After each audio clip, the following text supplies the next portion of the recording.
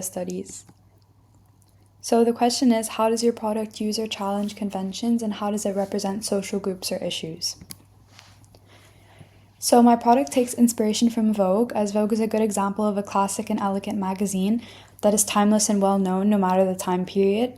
And here are some aspects I aim for. Oh my god.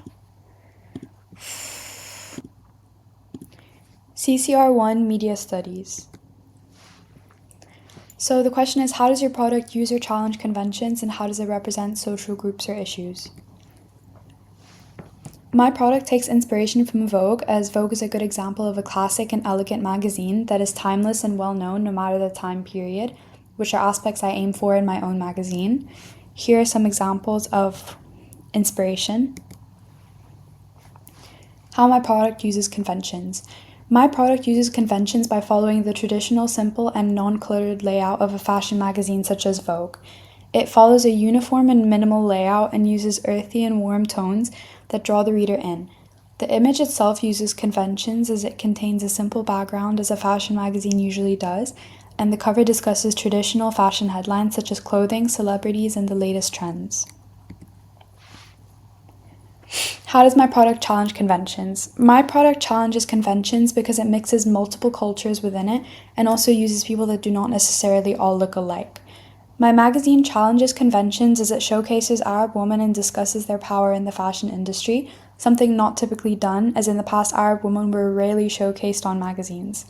This challenges typical magazine stereotypes and sets my magazine apart due to its unique approach and embrace of Arab culture and clothing. How does the product represent social groups? My product represents three main social groups: women, Caucasian women, and Arab women. The main demographic for my magazine is women, and the mixes of different cultures allows women from all over the world to feel included when reading the magazine.